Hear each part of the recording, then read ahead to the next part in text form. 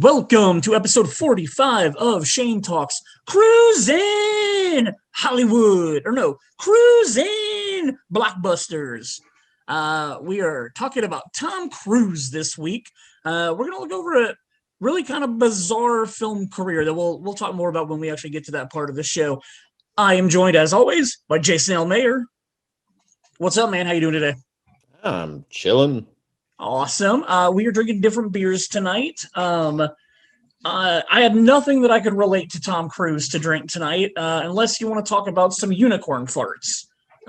This is from Duclaw Brewing. It is called Sour Me Unicorn Farts.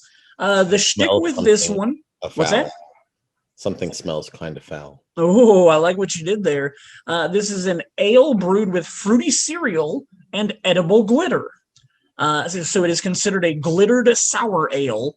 It is probably one of the most sour beers I've ever drank, which is probably why I like it so much. Like, thinking about it right now, like my mouth is watering, like expecting to get that flavor. It's like taking a handful of Sour Patch Kids and just stuffing them all in your mouth at once. Like, it's just mega sour flavor. As I was saying when we were talking about it a few minutes ago, the glitter aspect of this beer, 2 years ago when I had it, you could literally like pour the beer and you could just see glitter going all over. Last year and this year, it's kind of a failure. Like, I don't really see any active glitter or anything in there right now. So it's been kind of disappointing the last 2 years, but the flavor is still there. So that's good. You're drinking a sour tonight too, aren't you? Yes, you were kind enough to get me High Wire Loves ATL for the Atlanta. It's a High Wire Brewing in collaboration with Pontoon Brewing. It's a sour ale brewed with peach, coconut, pineapple, lime, vanilla, and lactose. I'm glad I'm not lactose intolerant.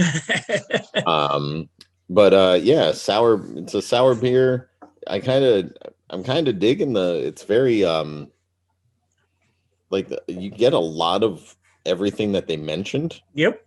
And so it's very much like a beer for, like, I would imagine being on like the beach or something because of like the It's really fruity, pineapple, lime, and it goes down really good. The lactose like really makes it kind of flow creamy like and go down really easy.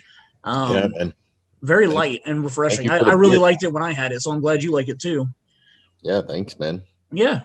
Do you know if it's like a limited thing or is this? It is. I would assume it's a limited since it's a collaboration. That sucks. Yeah, because it was very tasty. Anyway, cool. On to other things. We watched something this week that we're not going to be very nice about. At least I'm not going to be nice about it. The new Ryan Reynolds, Samuel L. Jackson movie, that Salma Hayek, The Hitman's Wife's Bodyguard, came out last week, and I just kind of liked the first one. Like, it was okay. Like, it was fine. The problem with the first one was literally every funny part was in the trailer. Yep. So, like, I chuckled at stuff because it's funny, but I didn't get anything new out of it. Yeah, and like with both films, like they play up Ryan Reynolds' comedy a little too much, in my opinion, and they play up Samuel L. Jackson dropping F-bombs a little too much. And don't get me wrong, I love Samuel L. Jackson dropping F-bombs. Like, he's amazing in Pulp Fiction, but it seemed like they were pushing it in this movie for no real reason.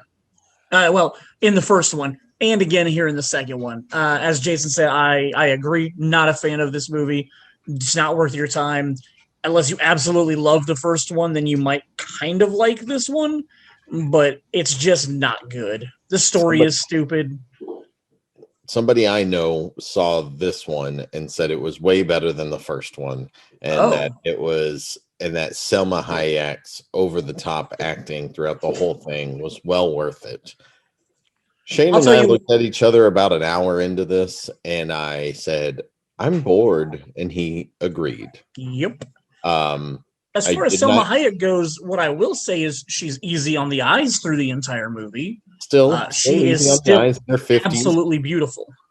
So, but yeah, was not a fan. I usually do my scores on a 5-star scale. this is probably a 1, and that's being generous. Yeah, I agree with that being generous. I might go down to a half star, but it's definitely not.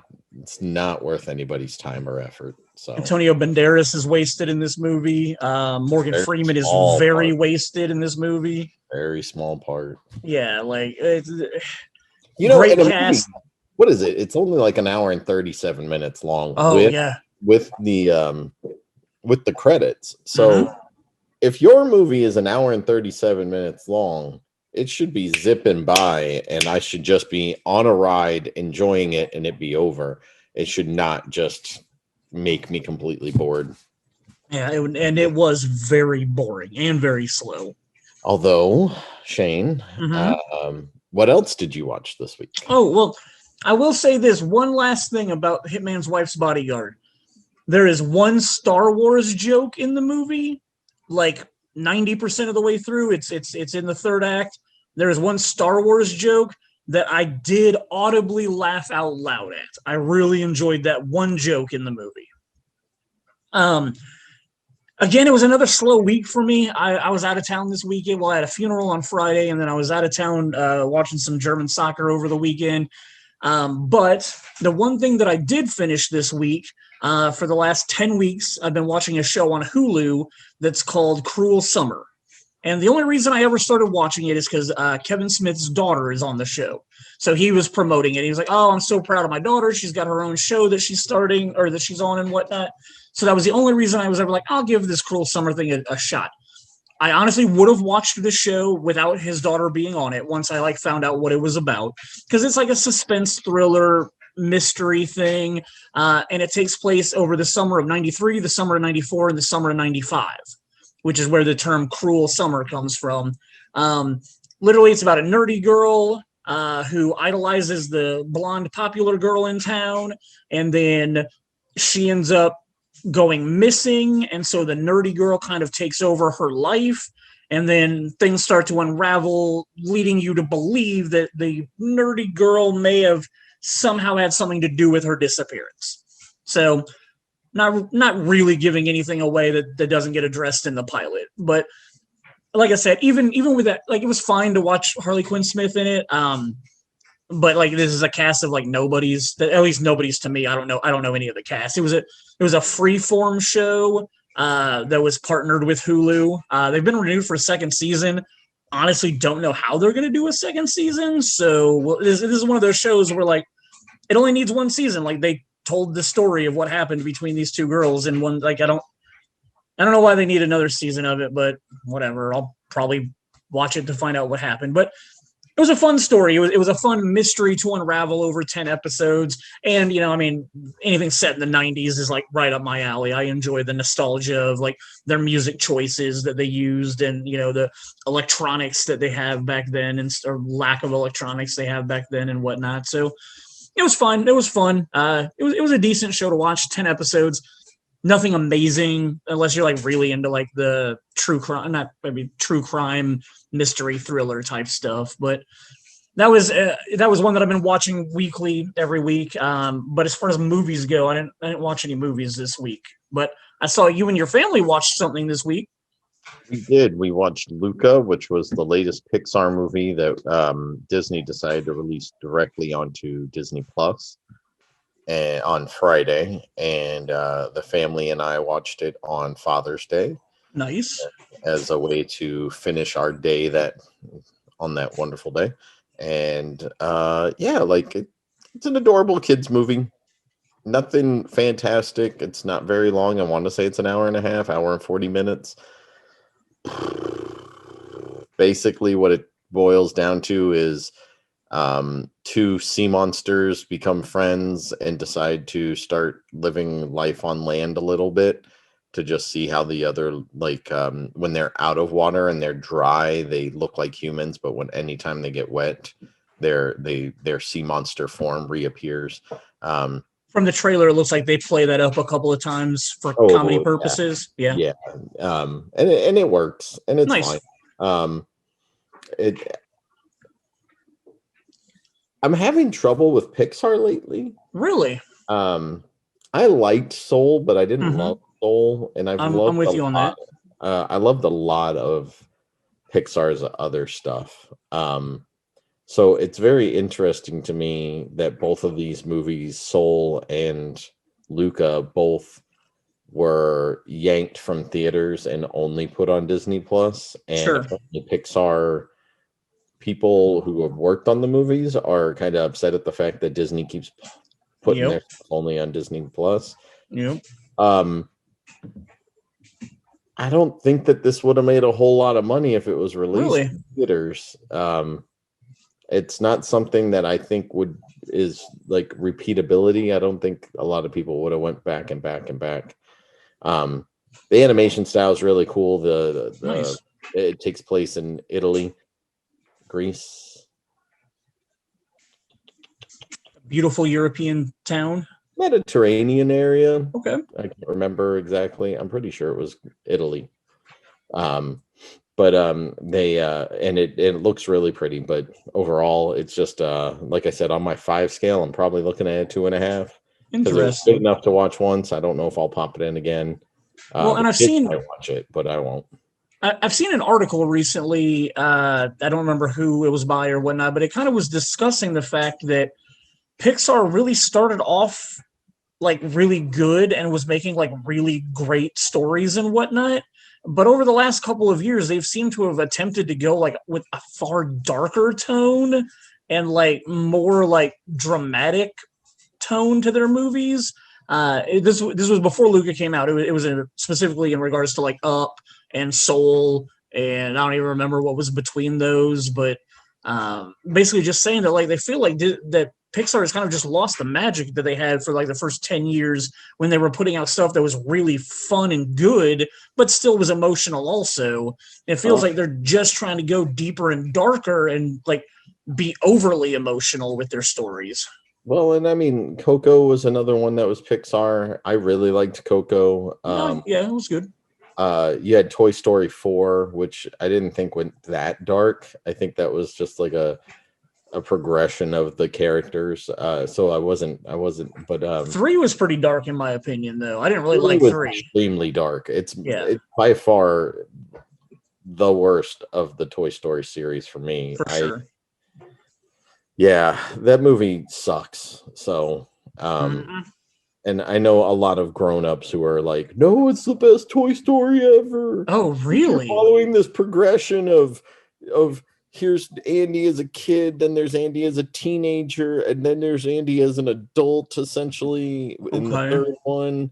And I my brain wants to explode when I talk or listen to people talk about the third one being that great because Mm, yeah, like I was extremely bored in number 3. Um yeah.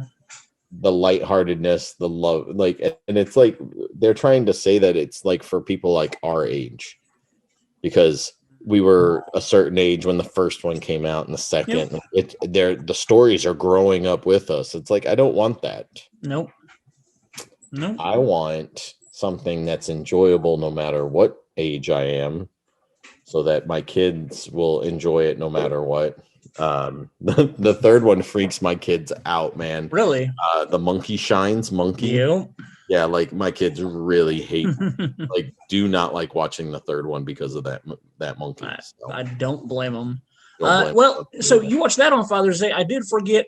I watched half of one of my favorite movies, which was perfect for Father's Day. I caught the second half of AMC was showing Field of Dreams on Father's Day. So I got to watch the second half of that, which I literally think is the greatest movie ever to watch on Father's Day. I still, to this day, cry in those last 3 minutes. It's just such an amazing film. So yeah, I did get to watch that on Father's Day. All right. Anything else? Did you watch anything else you want to talk about? No, not really. No. All right. I'm sorry. Yeah. Oh, go ahead. So I got caught up on the Bad Batch. Oh yeah, I am caught up as well. I think there's 8 episodes now. I believe you were correct. The 7th episode, whoa, Yeah. was kind of, it had a horror aspect to it at one point, and yeah, I was watching it in bed. and it was like 1 a.m, and Sarah woke up in the middle of the night and needed to come and lay down in our bed, and like she walked in my room, and I was like, oh yeah, we're turning that off. I don't need her to be watching this at 1 a.m. and having Yeah. any nightmares while laying in bed with us. So I thought that was a really cool aspect of that It was a episode. great episode. Yeah. And I felt like the first couple episodes I didn't really get into, but then Oh, okay. everything that's been happening in the last like 4 or 5 episodes, I've Sure. totally gotten into a lot more. So The I'm see it week by week now.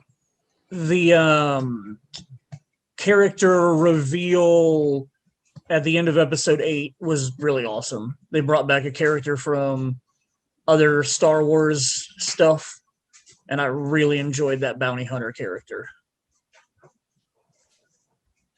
Maybe you didn't watch episode 8. Oh no. You know what I'm talking about? You're talking about because of the engine. Well, no, I'm talking about the bounty hunter that shows up at the end of episode 8. That's a character from Rebels and Clone Wars. He's blue. I don't remember him in Rebels. I thought they crossed paths with him in Rebels, but I know who you're talking about now. Okay. Sorry, but okay. You're good. Yeah. I was thinking. I could be wrong. You've watched Rebels more recently than I have, so I may be misremembering. So, but I thought they crossed paths with him at some point in Rebels. But anyway, I've always really liked that bounty hunter. I think he's really cool. So I was happy to see him show up again, and he's obviously going to be around at least for another episode. So that'll be fun. Yep. So this week we're here to talk about Tom Cruise. We're finally there. We're finally there. We're finally going to start talking about Tom Cruise. And here's the weirdest thing.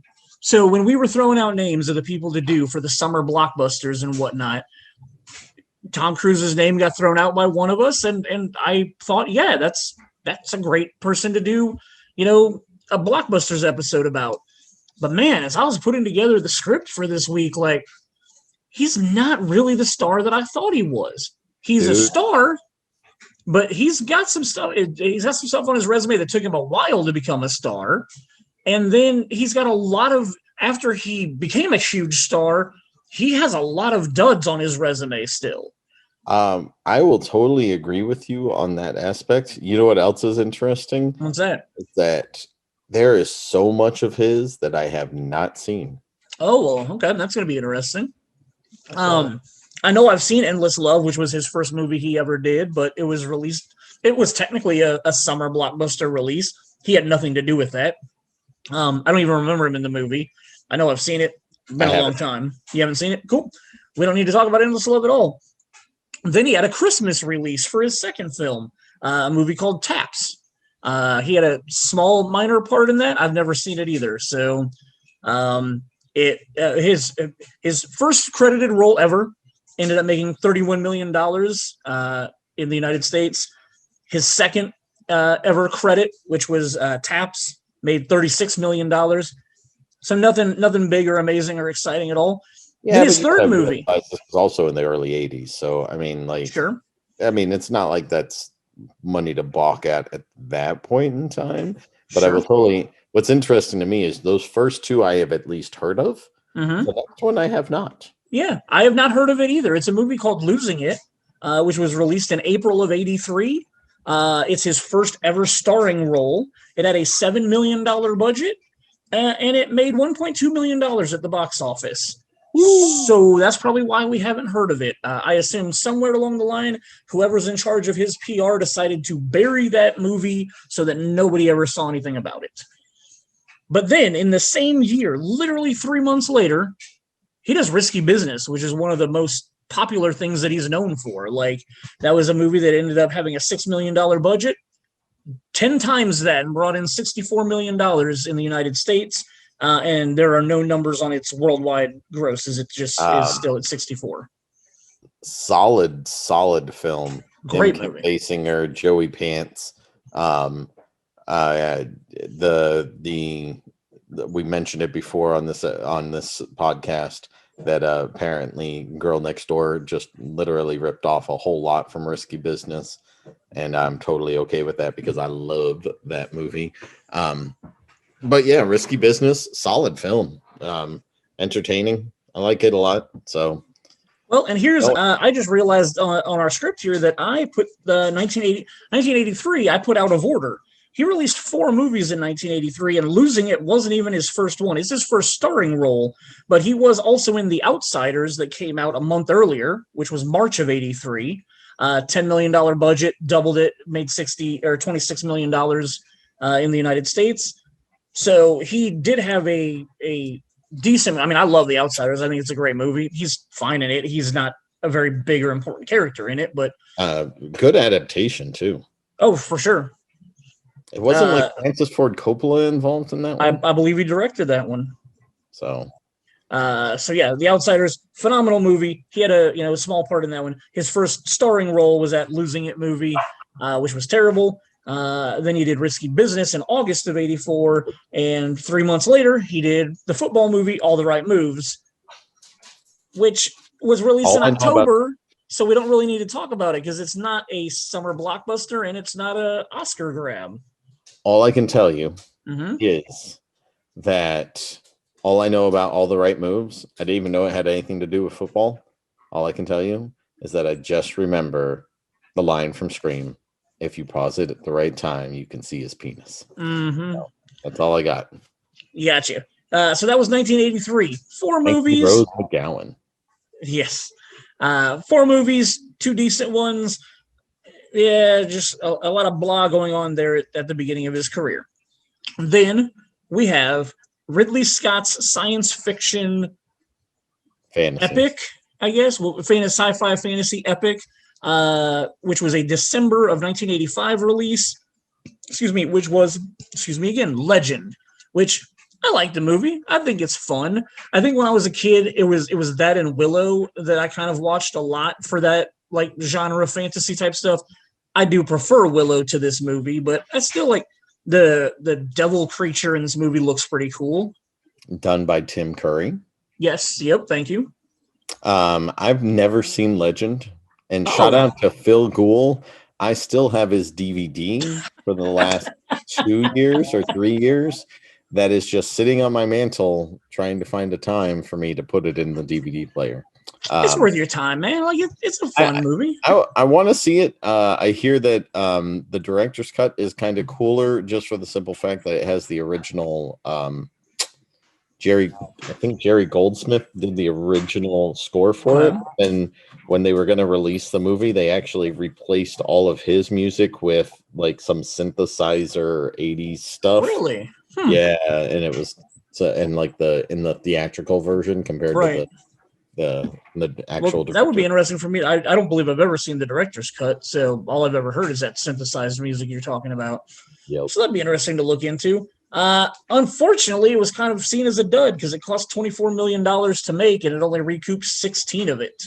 You know what's interesting is that here you are telling me that cost $24 million to make in 1985. Yep. Or well, they released it in 85. Right. But here you go with his next movie being 1 year later and only costing $15 million to make, and this was literally an armed forces kid's favorite movie when it came out. Oh yeah. Talking about Top Gun. Yep. I also enjoy the fact that he worked with Ridley Scott first, and then ended up going and getting a movie directed by his brother because Tony Scott directed Top Gun. So I just thought it was always cool that back-to-back movies he worked with the Scott brothers, who were both pretty well known at that time for their filmmaking and stuff like that. And you want to talk? This is his first superstar breakout movie. Yep. Here it is making. It cost $15 million to make. Opening weekend brought in 8.2. 180 domestic gross and 357 on your worldwide release. So, and like you said, like anybody that has any military family connections, like this movie just gets it right. Like it feels very military. It looks cool, and you've got one of the best 80s soundtracks with the Kenny Loggins songs, and Playing with the Boys is on that soundtrack. I am trying to remember who does the instrumental stuff for it. Oh, I am drawing a blank. And then on top of that, you also have Take My Breath Away. Oh, by Berlin, yeah. Great 80s soundtrack. Good song selection, and I believe that this might be one of the highest selling soundtracks of all time, if I'm remembering correctly. I wouldn't doubt that in any way. I mean, that song had to be I think that song was number one for a long time because of this movie. Composer is Harold Faltermeyer. Wow. Well, okay. Yeah, I got nothing on that. Jeez, okay. Yeah. I thought it would have been somebody famous. Yep, me too.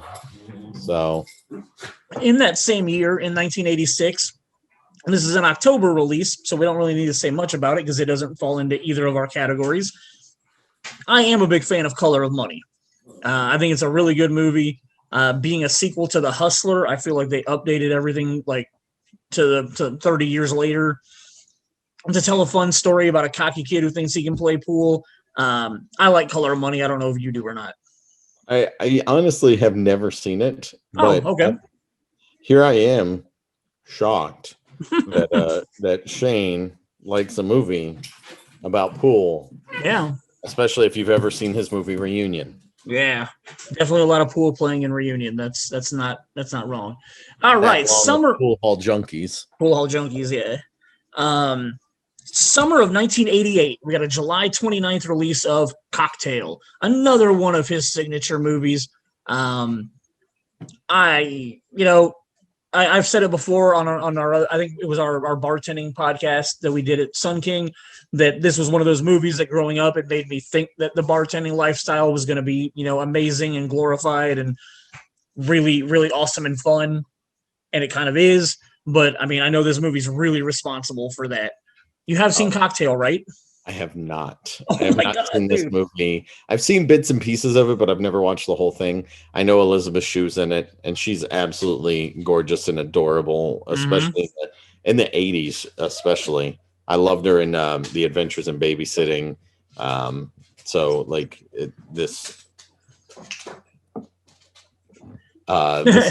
Doggy duty. Yeah, sorry. The dogs are just constantly fighting around my feet. So that happens when you get a new puppy. Yeah, she's adorable though. So I'll put her a while. All right, then we will move on. Have you seen Rain Man? Dude, I have not. So literally what you're telling me here is on this podcast that's all about Tom Cruise, so far you've seen 2 of his movies. No. Risky Business and Top Gun. No, because I've seen Risky Business, The Outsiders, Top Gun. Okay, so 3. Okay, cool. So you haven't seen Rain Man. Rain Man's a really good movie too that he did as an Oscar grab. It's funny that you should say that because I have it's recorded and it's on my DVR so that I can watch it at some point in time because I recorded it while I had HBO or something, and nice. It's just been sitting there for probably a year. So that's Rain Man that we're talking about, right? Yeah. Cool. All right. So yeah, December of '88, it was one of his Oscar grabs, basically his first Oscar grab, I believe. And I'm not sure. I think he won. I think Dustin Hoffman won, but I know that it won Best Picture that year. He did not win. He didn't. Okay, cool. Dustin Hoffman did, and the movie won Best Picture. I don't know if it won like writing or anything, but yeah, it's fun. It's a very good character study. Like, not a lot of big or amazing scenes or anything happen in the movie, but like it's a great character study of how these 2 people interact with each other. So definitely worth watching. I think it's a really good movie. Have you seen Born on the 4th of July? I have not. Okay, not surprised about that either. That was 1 year later. It was his Oscar grab in December. I should have looked up if he won or not. He was not. He wasn't even nominated. Okay. For Rain Man. He finally gets his first Oscar leading role, Best Actor in a Leading Role nominee for Born on the 4th of July at 19. That makes sense. Born on the 4th of July is a movie I've only ever watched once. I remember watching it at my grandfather's house. He used to, when we were younger, he had HBO, and he would literally just put in like a VHS tape and start recording, and he would just record 6 hours of HBO. So we would sometimes get like 2.5 movies on a tape or whatever, and like he'd write on there like this movie, and then this movie, which is also just funny side story real quick. Growing up, the movie Murder by Death, which was a comedy kind of like Clue, where a bunch of people end up at a house, somebody gets murdered, and they're trying to solve the murder throughout the movie. Peter Falk is one of the main characters, and I grew up watching Columbo, so I really liked this movie. Well, this was one of those movies that ended up cutting off the last like 20 minutes of the movie because the tape ran out. Hilarious. So, and I would always go over there, and I really enjoyed the movie. It's a lot of funny gags and stuff throughout the movie, but I never saw the last 20 minutes. When Incredible Universe opened on 96th Street here in Indianapolis, my parents, for Christmas or something, were able to get me the actual VHS tape of the movie. So I was so excited. I was finally going to get to watch the last 20 minutes of this movie that I'd seen probably like 10 times at this point.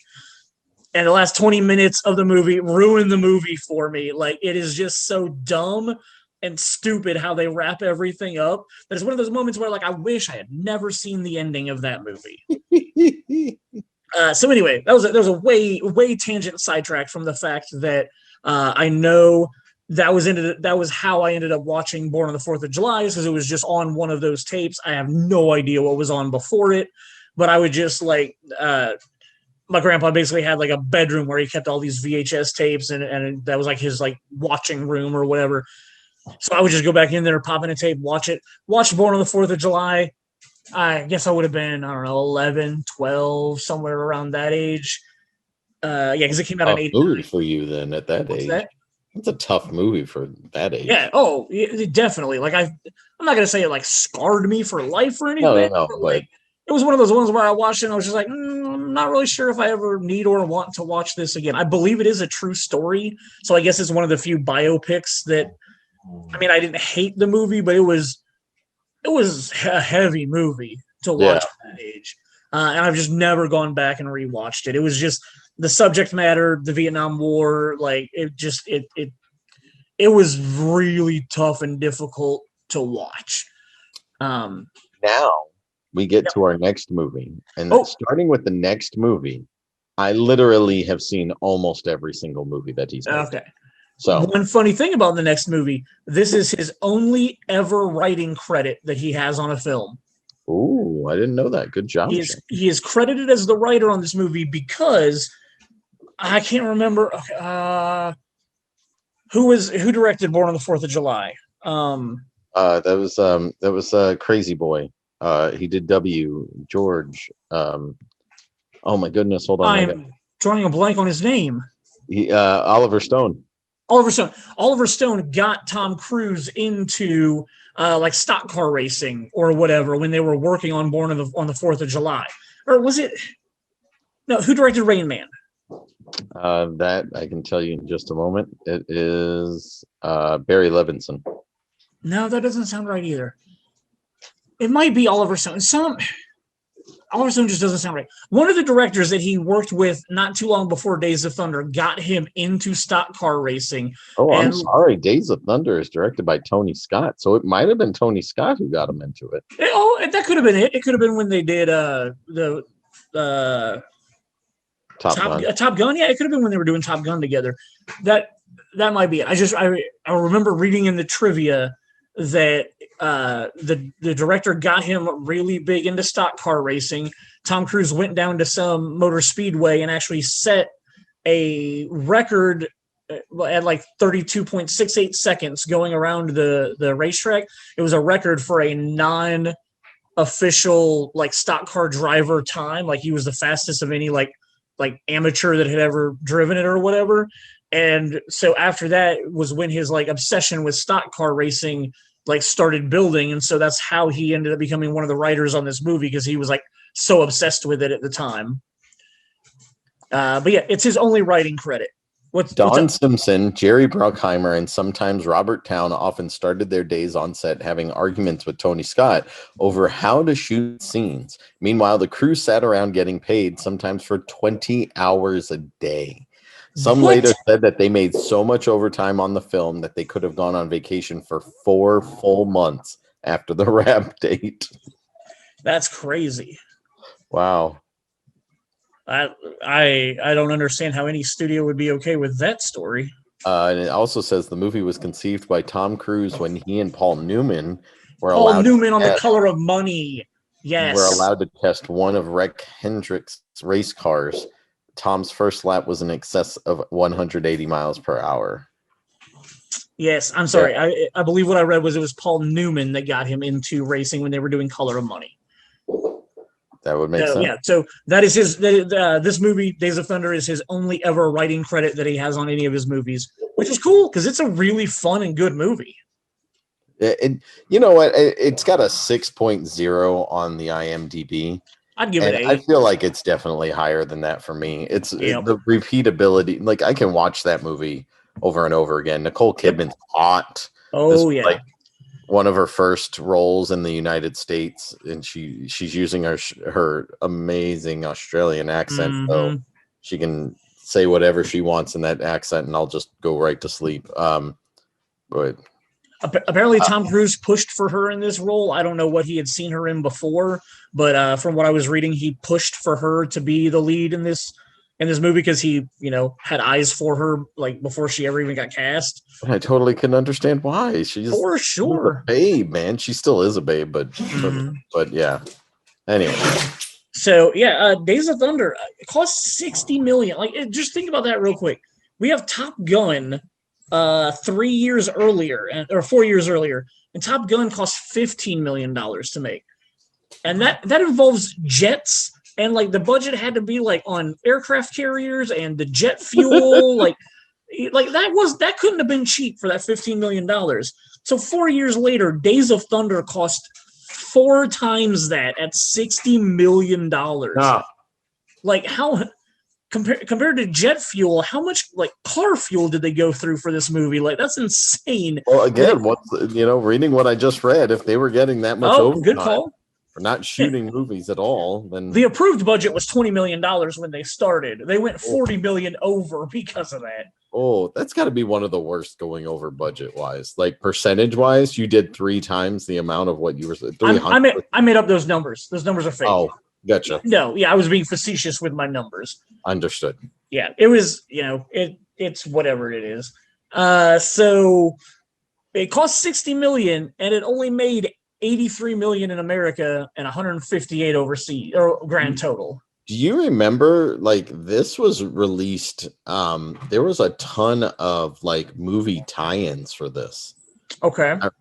I want to say it might have been like McDonald's. They might have been giving away like they did. I remember Matchbox cars that were in the like were all of the different NASCAR race cars. Okay. And they were released. I can't remember if it was McDonald's or not, or Pizza Hut. I forget. They had a ton of tie-ins for this movie. I was always annoyed that he drove a mellow yellow car because I was a Mountain Dew guy when I was a kid. So like it kind of pissed me off that he drove a mellow yellow car. When you were a kid, you still drink you still drink Mountain Dew. That's true. I've unfortunately fallen off that. Like I went 20 years without drinking soda. Oh, what's that? I was gonna say we don't need to go on that tangent. You and I both fell off the soda wagon for a long time. Who cares? Which is so disappointing. Talk about beer and movies. All right. So after Days of Thunder, guess who he cast in his? Well, I don't know if he cast, but guess who he got cast with again in his next movie, which is a piece of crap. I never saw Far and Away. It's garbage. I want to say that this was his wife at this point. I think were they married at this point, or they made this movie. Okay. Directed by Ron Howard. Super long movie too, isn't it? Yeah. It's 2 hour. Let me pull it up. 2 hours 20 minutes. I could have sworn it was longer than that.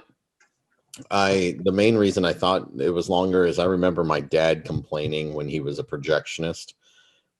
He ran a side-by-side projection booth, and he complained about this movie being so long. And so here I was thinking it's got to be like almost 3 hours, and here we go. And I look it up, and it's 2:20, and I'm like, oh, that's like normal now. That's normal. Well, my question was going to be, did your dad work at that theater when Gettysburg came out? That would have been around the same time. He was not happy about that one either. Okay, all right. And so him and his wife did Far and Away. Cost $60 million to make. How Far and Away cost the same amount to make as Days of Thunder? I don't know where that budget went for Far and Away. Like it was a period piece. I mean, I guess costuming or I don't know. Yeah, Far and Away is garbage. I don't like it. It made $59 million back, and then 138 million worldwide. So worldwide, it doubled its budget, which is whatever. That same year, so that was his summer release in 1992. His winter release of 1992 was the Oscar grab, A Few Good Men. Awesome Found movie. him back in a military story. Written by what's your guy? What's up? Who's the writer? Oh, I'm drawing a blank on who wrote it. Mamet. Oh, David Mamet. Yeah, Mamet really wrote that? Yeah, he wrote that because it was a play before it was ever a movie. That makes a lot of sense. And yeah, dude, this movie is fantastic. Jack Nicholson is really good in it. Directed by Rob Reiner. Mm-hmm. Cuba Gooding Jr., one of his first movies. Yeah. But yeah, this movie, it's fantastic. Demi Moore and him play off of each other really well. I apologize. I lied. It's not a Mamet. It's a Aaron Sorkin. Aaron Sorkin. Okay. I didn't remember Mamet doing it, but they're very similar in their dialogue and exposition and how they have characters act and whatnot. So definitely could see that. So yeah, Aaron Sorkin wrote the play, and then he also wrote the screenplay. But yeah, you're looking at Tom Cruise, Jack Nicholson, Demi Moore, Kevin Bacon, Kiefer Sutherland, Kevin Pollak, guys, Noah Weil, Cuba Gooding Jr., and then Joshua Malina. Oh, I'm not familiar with who that is. If you saw his face, you totally know who he was. He was on Sports Night as well, which makes sense because That. He wears glasses, skinny, dark hair. I think I know who he is. But yeah, like that movie is a very powerful movie, very well done. I really like that film. Budget of $41 million. It made a third of that back on its opening weekend with $16 million. Ended up closing out the domestic box office $100 million over its budget, and then it added another $100 million internationally. So very successful movie and very, very much deserves it. Do you have pulled up what Oscars it won? Oh, I can look that up real quick for you. It's right here. Because I know it was nominated for a lot of stuff. I just can't remember how much of it won. It was nominated for 4 films or for 4 things. 4 things. It did not win anything. Okay. It was Best Picture, Best Actor in a Supporting Role with Jack Nicholson, Best Sound, and Best Film Editing. But it did not win any of that. Didn't win anything? Gotcha. In June of 1993, he ended up doing a movie based on a book that I really loved. It was John Grisham's The Firm. And overall, the movie is a decent adaptation. They changed a couple of things, but overall, decent adaptation of the book. And Tom Cruise did fine in this movie. Oh, you know what? We have really forgot to address what year started Tom Cruise running in every movie. I'm pretty sure it's this one. I was going through this up. But he runs in Far and Away also. Yeah, but that doesn't count because, I don't think he runs much in a few. Maybe he's working out in A Few Good Men. Well, and see, Far and Away, I know for a fact there's a point where he's running to get his plot of land or whatever. Well, and I know Days of Thunder, he's running on a treadmill or something at one point. Okay.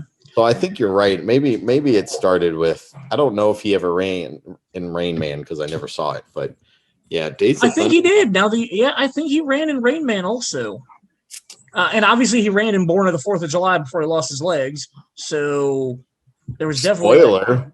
Oh, my bad. I mean, before he decided to sit in a chair for a long time because he liked the chair a lot.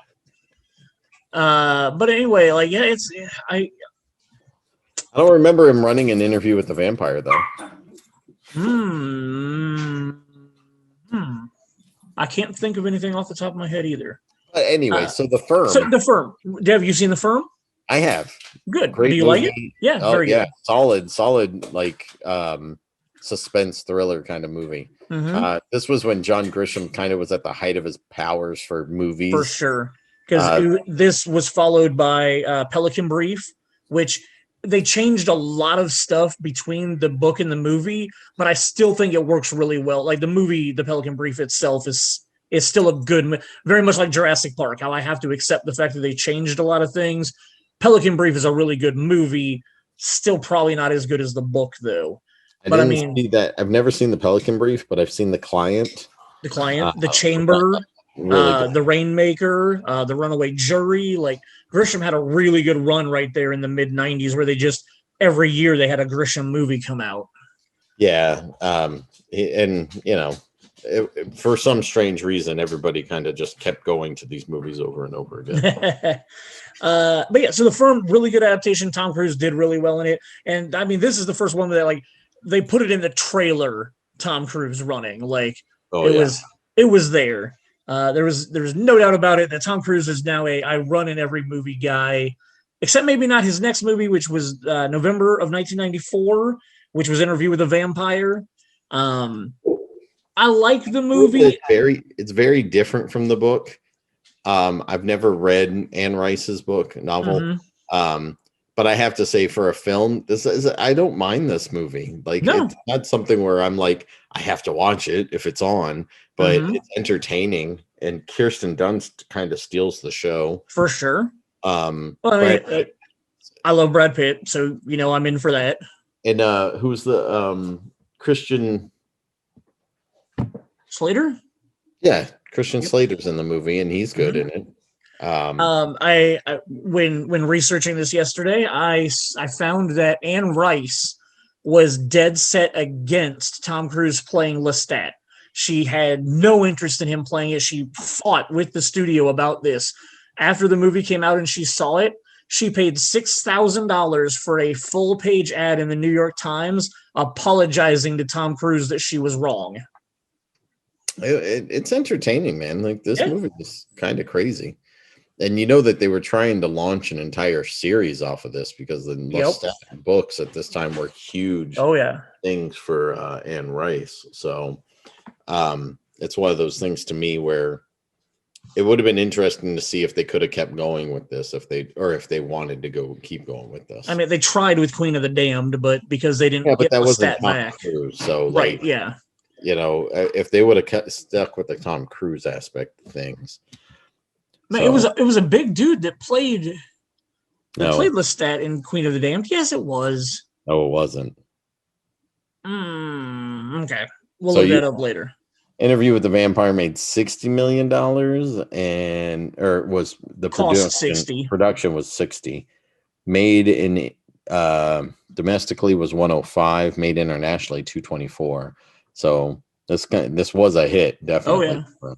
So let me the look next up movie. Look up Queen of the Damned and who played Lestat. And oh man, I like his name is on the tip of my tongue, and I want to get it before you. But the next movie in 1996 is the movie that personally I think is what made me believe Tom Cruise is an action star. You're giving me a really weird face. Stuart Townsend. Look up his career. He's done a lot of stuff. Stuart Townsend has done a lot of stuff, but most of the people who are listening right now go, I don't even know who Stuart Townsend is. Look up Stuart Townsend's resume. We're movie people, Shane. It makes sense. But yeah, he's on Elementary. Oh yeah, yeah. Yeah. Your favorite show there. He did Robot Chicken. Aeon Flux. So yes, we are hitting some great stuff here. Go farther back go back to his 90s career. Head in the Clouds, The League of Extraordinary Gentlemen. You're still batting really well here. Trapped. That had he played Charlize Theron's husband in Trapped, which had Kevin Bacon in it and Courtney Love. It's a very weird movie. Mm-hmm. Queen of the Damned, About Adam, Resurrection Man, Shooting Fish. I haven't even heard of these. You are insane. Stuart Okay, Townsend, you know who he is. Nobody else does. It's I okay. stand corrected. Okay. All right, I stand corrected. Stuart Townsend is a nobody. So, in 1996, we finally get to the point where I believe in all my research that this is when and why I consider Tom Cruise to be a summer blockbuster guy. And then we'll get to the fact that I was wrong because we have some crap to talk about coming up. But in 1996, they rebooted the Mission Impossible TV show and did a film with him. And I always love the fact that Emilio Estevez has like 3 minutes worth of screen time and doesn't even get credited for the movie. Ugh. Like, I think I read somewhere how or why that happened. I think Emilio didn't want his name attached to it. But like, it was one of those first times as a kid at 16 going, like, watching the credits, because I'm like, I know that's Emilio Estevez. I know who Emilio Estevez is. But then, like, his name is never listed in the credits. And I was just like, no, like, I've seen the Mighty Ducks 400 times. I know that's Emilio Estevez. But like, that's when I kind of learned that sometimes people in Hollywood do movies that they don't want to get credited for. And I don't know necessarily if he didn't want to. Yeah, it's just But it was, very strange that he's not listed for this movie. yeah, a very bizarre thing. But I really love the first Mission Impossible. I think that it is the best adaptation of the original TV show. I grew up watching the TV show with my parents because they were big fans of it. Seeing Leonard Nimoy on that show was really cool when I was growing up because, like, obviously I knew him as Spock, but then I got to see him on the Mission Impossible TV show. So funny, my parents hated the movie. They didn't necessarily hate it, but they disliked the movie because of the fact that they make Jim Phelps the bad guy in the movie. Spoiler alert again. The movie is 25 years old. Like, I apologize. There's a moratorium on spoilers. If somebody hasn't taken the time to watch a movie in 25 years, I feel like I'm like, do you think I should never tell anybody about the ending of The Sixth Sense? No. I know, I shouldn't. So anyway, but yeah, so the way they handled Jim Phelps' character in this movie, my parents were not a fan of. It didn't bother me as much because I wasn't like so diehard about the show as them. I just kind of liked it. But I really like Ethan Hunt in this movie. I think Jean Reno and Ving Rhames are amazing in this film. I like the plot and the story, and there's some really cool, like the dropping down sequence was done really well and was cool. I remember being in the auditorium when I don't know if it was opening weekend or what. It was sold out. I'm at Clearwater. And the moment in time where he falls and it catches him right before he's going to touch the bottom. I'm not going to lie to you. You could have heard a pin drop. Everybody wow. dead silent in that theater. And I just remember being in there and everybody was quiet. And then when like the sweat starts to like think about dropping or whatever, you could hear like little murmurs of people like, oh my God.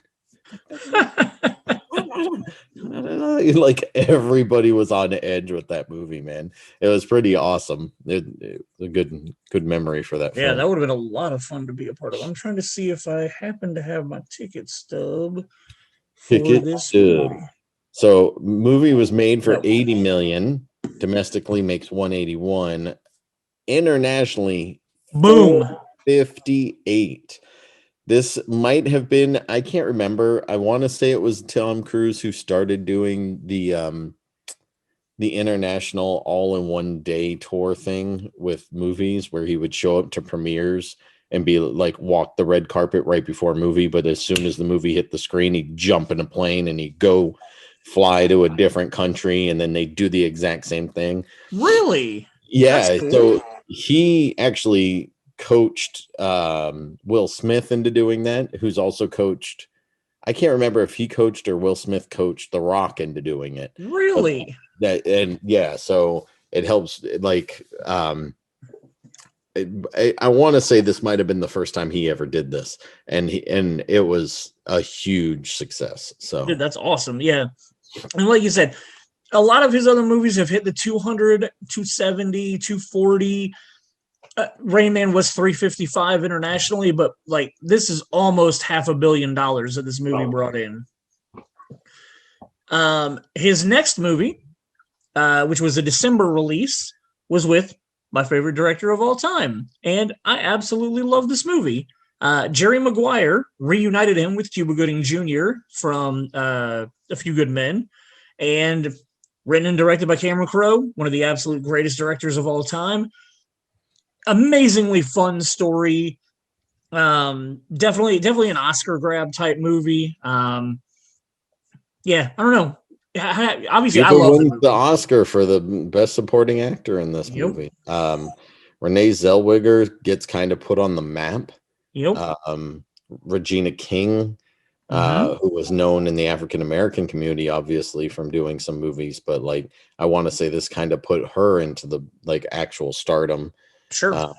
with everybody. Yeah, this movie's fantastic, really well done, really well written. My least favorite thing is his relationship with Renee Zellweger. That's my least Okay. favorite thing out of the whole movie. And I'm not saying it's bad. It's just all the aspects. That's definitely my least favorite. Kelly Preston's in this. Jay Moore's in it. It's literally a Jerry O'Connell. who's who of like people Yeah. in this movie. Fantastic and so much fun. Yeah, Uh, I remember going on a date with a girl to watch this. We watched it down on Washington Street at Cherry Tree. And like after the movie, she was just like, that movie sucked. And I'm sitting there going, we're not gonna go on another date because I loved that movie. yeah, we what's interesting is I know a manager who had an employee tell him that she would do anything for one of the movie posters for this movie. And then Hmm. he was this manager and he was like, okay, yeah, whatever. And then this particular employee was like, no, I'm serious. I'll do anything for this movie poster. And yeah, thankfully nothing happened with it, but yeah. Look, I mean, I have this movie poster, like, You probably don't want to see this woman now. okay, all right, cool. All You right, know. all right. So after this, he reunited with his wife again 3 years later. I'm not sure what he was doing for those 3 years, but he took 3 years off, released two Scientology. movies, well, probably. He released two movies in 1999, so I have to like both of them by default. No, you don't. Man, here's the thing though, like Eyes Wide Shut, which It's a he bad movie. reunited with his, it's not a bad movie. It is a bad movie. It's a metaphorical movie, and it's also a movie that like Is a bad movie. I just no, it's not like. And here's the thing: like for a long time, I would have agreed with you, but 2 years ago, when I was doing my rewatch of everything from 1999, I rewatched it, and it was not as bad as I remember it being. It is a lot more metaphorical and symbolism than I at 19 could have seen. But like when you watch this movie, it's almost as if the entire movie is actually just a dream, and that like none of it is real, because there is so many dualities and duplicities and dialogue that him and his wife have together, that there are moments when Nicole Kidman says things about like being awake or being in a dream, or like she tells him about dreams that she has, where like it really makes you almost wonder if the movie is even reality at all. Like it was very interesting rewatching it, and I did not hate it as much as I did in 99, because I agree, for a long time when I watched it in the theaters back then, didn't like the movie. But 2 years ago when I rewatched it, I found myself thinking more about the movie and breaking down more of the like dialogue between them. And all right, I'll wrap it up. I think Eyes Wide Shut is a lot better of a movie than I thought it was. It didn't make its budget back in the United States. It was a $65 million budget. They went through a lot of jet fuel in that movie. Lots of jet fuel. It only made 56 in the United States, and then it pulled in 162 worldwide. So it, technically made $100 million. Kubrick's last film. So again, upon a second viewing, I did not hate it as much. But then I know you love his other 1999 movie he did also, Never Paul seen. Thomas. Oh, you didn't see Magnolia? I did not. I thought you hated Magnolia. Like, Paul Thomas Anderson is not somebody I care for. Like, okay. I don't like his movies, and Did you I ever give Punch Drunk Love a chance? that's the best one that I've seen of Okay. his. Gotcha. but yeah, didn't he do Boogie Nights? He did do Boogie Nights, so I can't believe you didn't like so, Boogie Nights. Sorry. So I like Boogie Nights more than Punch Drunk Love. Okay. But yeah, for overall, I'm just not a P.T. Anderson fan. I see. I don't hate him, but I mean, he's done a few things that I like, and I loved Magnolia. I thought Tom Cruise was awesome in Magnolia. He plays a misogynistic, motivational speaker, asshole. Yep, that's one way to look at it. His father is Jason Robards. His father, it's like Love Actually a couple of years before Love Actually, because you've got like 8 storylines going on all at the same time, and it shows you throughout the thing how they all are interwoven. Well, they're not even all interwoven, much like Love Actually. A few of them here and there are interwoven, and then there's one event that happens where you see it from everybody's perspective near the end of the movie. But yeah, Tom Cruise is an asshole, and he does a really good job being an asshole. And then like his scene with Jason Robards is phenomenal. Like, well written, well acted. Like it's a one shot long take of them having dialogue. It's 90% Tom Cruise talking, but like it's a really powerful and emotional scene in the movie. But yeah, that's weird. I really thought that you hated Magnolia. So Tom Cruise's 2 1999 movies that I both don't hate. 2000, I definitely hated this movie. No, you don't hate this movie. You just hate the title of this movie. Well, no, I still hate the movie. The movie is pretty bad. You tell me all the time that if it was just an action film that you would totally be okay with Mission Impossible 2. Directed by John Woo, right after he did Face Off, and he's this big superstar. The budget's $125. It makes domestically $215. Internationally, it goes superstar at $546. So it was popular, and it was popular because of John Woo. Not rightfully so. I mean, the Transformers movies and the Fast and Furious movies make $1 billion now, so yeah, no accounting for taste all across the globe. But it was just a bad sequel. It just wasn't good. It's not a spy film. It's not at all. It's a super action film. So. Yep. And I mean, that's a sucky thing that we have to address. Like moving forward with all the Mission Impossible movies we're going to talk about, none of them are spy movies anymore. They are literally just action movies. I feel like the rest of them at least attempt some form of item. I'll agree with that. This has a little bit of spy in it, but it's like 95 action and 5% spy. Everything else is a little, and I'll give you the first one's like what? 80% spy and 20% action, and then like that was the thing with the old TV series, and most of the first movie is like the whole point of it is getting in and getting out undetected, like going in there and being spies. Yeah, but that's not nearly as exciting. Sure, and I mean, like I understand that works a lot better in a 60s, television show than it does in a 90s movie. Yeah. Sure. So yeah, it's just disappointing. And like I said, the first one does a pretty good job of that, because other than like the train sequence at the end, like most of the other scenes are just like really tense scenes. It's not about blowing shit up like it is, in the tunnel sequence at the end. But like this movie, John Woo just came in and decided like, how much shit can we blow up? How many explosions can we have? Like, how many doves can I have flying?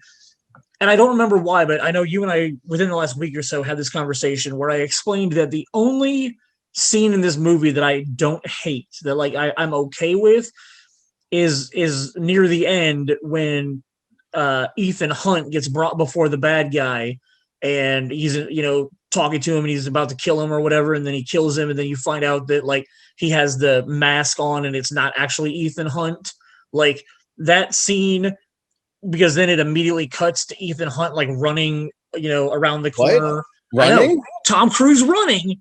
But it was just like that scene where the bad guy ends up killing one of his own people and making you think that it was Tom Cruise. Like that was the one thing that John Woo did. Oh well, but he's running. Oh, here's the best part. When he runs in this movie, there's white doves flying around him. So you got John Woo and Tom Cruise's signature thing in the same shot. Guess what? In 2001, Tom Cruise reteams with the greatest director of all time to remake one of my all-time favorite films and turn it into a piece of shit. Yeah. That's Vanilla Sky, which we have talked about numerous times in my depression over this movie. Remake of Abra los Ojos, an amazing Spanish film from 1997. Both Tom Cruise and Cameron Crowe saw the movie, fell in love with it, went to Alejandro Amenabar, asked, hey, we want to remake your movie. What do you want us to do? Like, how much do you want to get paid? And he ended up telling them he wanted them to finance his second film, which is called The Others, starring Nicole Kidman, who was married to Tom Cruise at the time. And The Others, that was a part of their divorce, right? Like she loved that movie, the concept of The Others. Mm-hmm. If you've never seen it, it's a very intense supernatural thriller. Very well done, though. Very creepy. Yeah, very, very creepy. So I definitely recommend it. If you've never seen The Others, look out for it, go see it, or rent it or buy it or watch it on streaming, whatever. So yeah, don't watch Vanilla Sky though. Go find the 1997 Alejandro Amenabar film called Open Your Eyes, Abre los Ojos. It is phenomenal. Somehow Vanilla Sky cost $68 million to make. I literally don't know where that budget went to. Like probably 40 of it is just Tom Cruise's budget. It ended up making 101 domestically. I don't believe that. I thought it was a pretty big failure. And then it ended up making 200 million worldwide. So somehow people watched that movie, and I feel bad for them. June of 2002. What's up? I was going to say, we just talked about this last week. Yep. With Spielberg. Yep. So here's Spielberg doing Minority Report, which is based on the J.K. Phillip. Is that right? Philip K. Dick. Philip K. Dick, sorry. Yep. Short story. Dick, short story. And here you go with $102 million budget. Opening weekend's 36.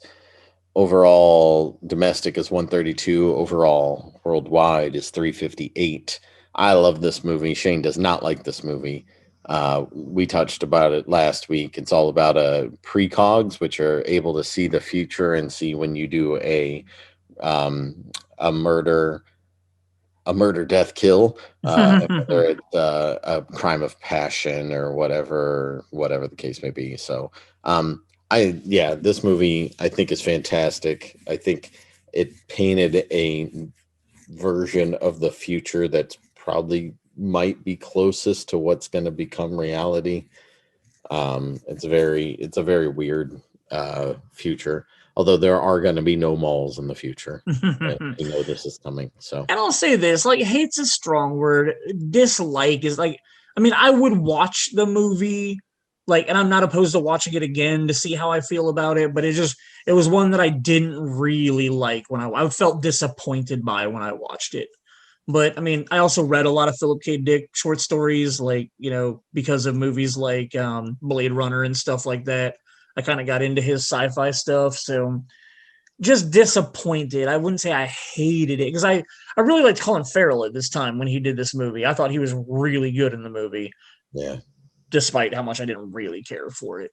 Next one is December 5th of 2003. I wish I'd never seen this movie. We got $140 million budget, and domestically it makes 111. Internationally it makes 455. Why? Here we get Tom Cruise being the Dances with Wolves version of being in feudal Japan in The Last Samurai. So, how was The Last Samurai a white dude? You know what? I actually like this movie, man. Like, I hated it. I will say I hated this one. This movie is entertaining for me. I liked it. But yeah, it so much better than I ever thought it was going to be. Maybe I thought it wasn't going to be good. I remember watching the trailer and being like, "Well, this looks like crap," but I'm going to go watch it anyway because I work at a movie theater and I get everything free. So I watched it anyway, and I walked away really enjoying this film. So, well, I'm glad you did. Yeah, I didn't. I don't understand how it made 455 million worldwide. It had to have been huge in like China and Japan and you know, Pan Asia and whatnot. Like, I don't get it.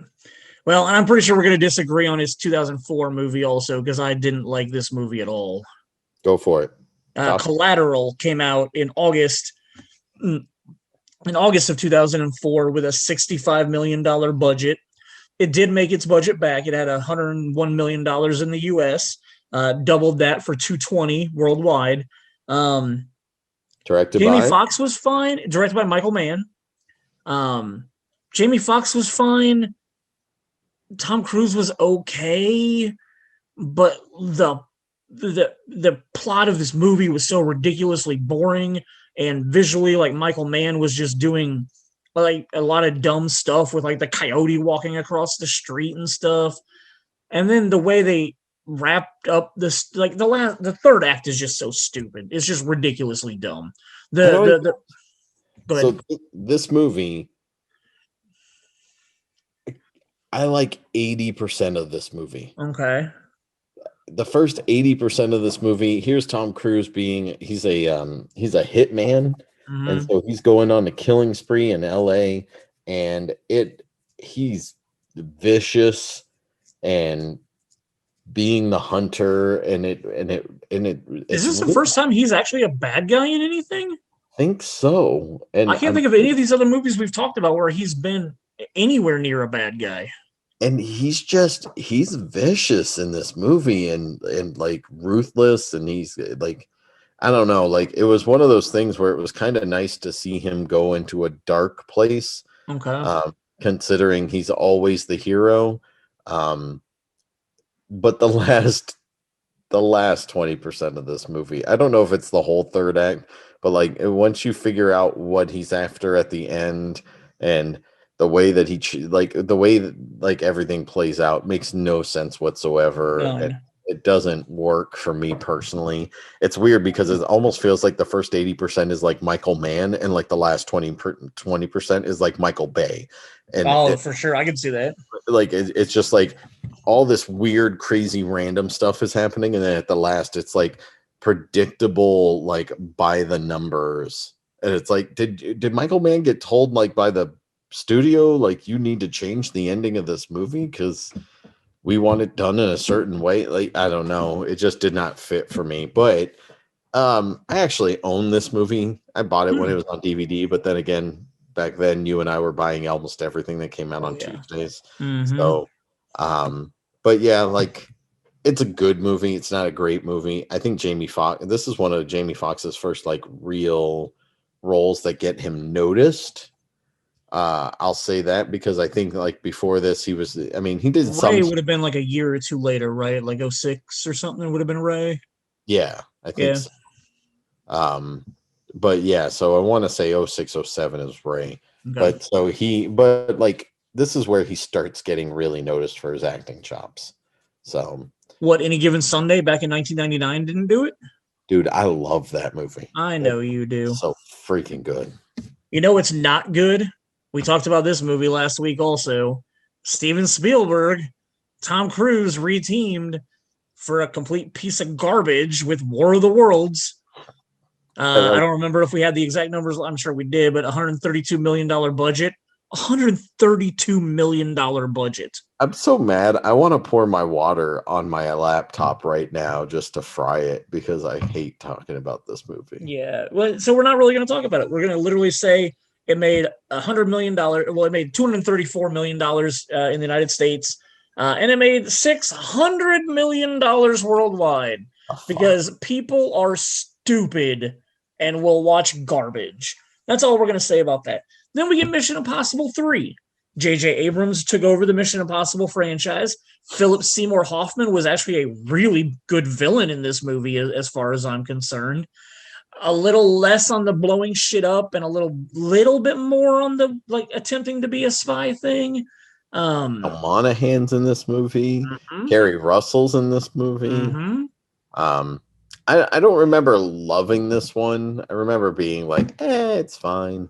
But it's good. It's entertaining. Well, and it had a bigger budget than War of the Worlds. They went to $150 million for this one. You had to, just for that plane sequence alone on the bridge. in the United States, it did not make that budget back. It only made $134 million in the US. Wow. But worldwide, it did almost squeak out $400 million. So they obviously made their money back in the grand total. So hold on, 134 there. What was Mission Impossible 2? Mission Impossible 2 made 215 domestically. How? How did that happen? We're on a John Woo high. Yeah. His next movie I have not seen. This is one of the few ones.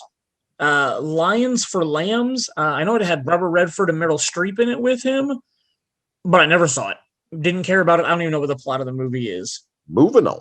Yeah. It didn't make very much money anyway.